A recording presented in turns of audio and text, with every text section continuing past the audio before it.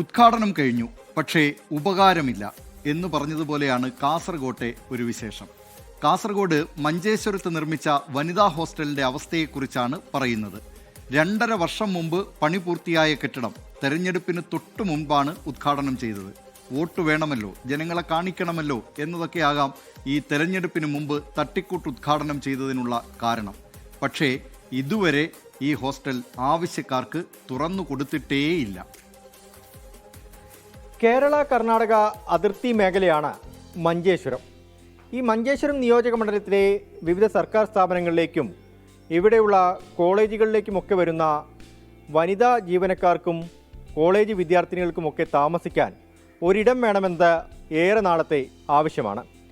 ആ ആവശ്യത്തിന് ഒരു പരിഹാരമായാണ് എനിക്ക് പുറകിൽ കാണുന്ന ഈ വനിതാ ഹോസ്റ്റൽ നിർമ്മിച്ചത്.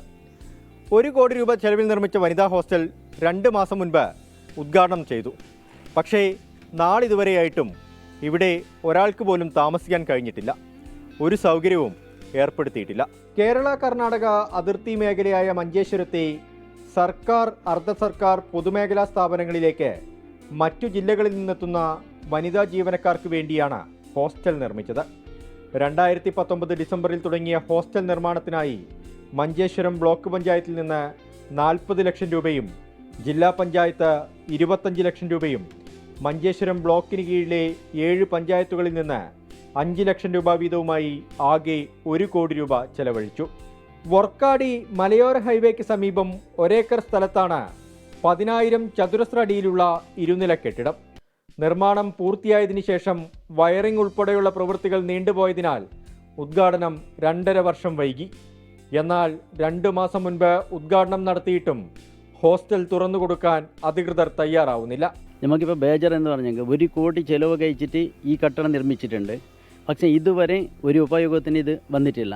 ഇത് ഭയങ്കര ബേജറാണ്. എന്താ പറഞ്ഞെങ്കിൽ ആൾക്കാരെ പൈസ ചിലവ് കഴിച്ചിട്ട് ഇതാക്കി നിർമ്മിച്ച കെട്ടിടമാണ്.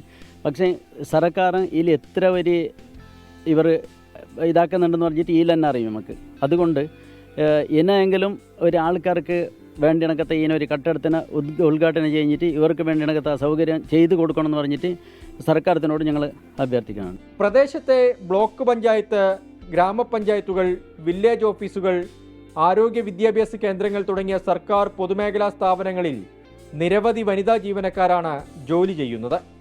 മതിയായ താമസ സൗകര്യമില്ലാത്തതിനാൽ സ്ഥലം മാറ്റം ലഭിച്ച പലരും അവധിയിൽ പ്രവേശിക്കുകയോ മറ്റിടങ്ങളിലേക്ക് സ്ഥലം മാറ്റത്തിന് ശ്രമിക്കുകയോ ചെയ്യുന്നത് ഓഫീസുകളുടെ പ്രവർത്തനങ്ങളെയും താളം തെറ്റിക്കുന്നുണ്ട്. കുടിവെള്ളം ഉൾപ്പെടെയുള്ള സൗകര്യങ്ങൾ കൂടി ഏർപ്പെടുത്തിയാൽ വനിതാ ഹോസ്റ്റൽ തുറന്നുകൊടുക്കാനാകുമെന്ന് മഞ്ചേശ്വരം MLA AKM അഷറഫ്.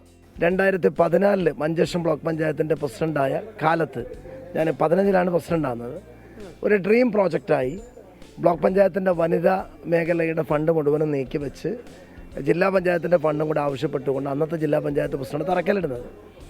പിന്നീട് ജില്ലാ പഞ്ചായത്ത്, കഴിഞ്ഞ കാസർഗോഡ് ജില്ലാ പഞ്ചായത്ത് 1 രൂപ പോലും കൊടുത്തില്ല. വലിയ രീതിയിൽ അത് ഒരു സ്ലോലിയാണ് അതിൻ്റെ വർക്ക് മുഴുവനും നടന്നത്. ഇന്നിപ്പോൾ വളരെ നന്നായി എനിക്ക് ശേഷം വന്ന UDFൻ്റെ ഭരണസമിതി അവരുടെ ബ്ലോക്കിൻ്റെ ഫണ്ട് മുഴുവനും നീക്കി വെച്ച് അത് പൂർത്തീകരിച്ച് 2 മാസം മുമ്പ് ഉദ്ഘാടനം ചെയ്തു. അതിനിടയിൽ ഇലക്ഷൻ വന്നു. ഈ മാസം തന്നെ അതിനൊരു കമ്മിറ്റി രൂപീകരിച്ച് അടുത്ത മാസത്തോടു കൂടി അത് നല്ല രീതിയിൽ പ്രവർത്തനം ആരംഭിക്കും.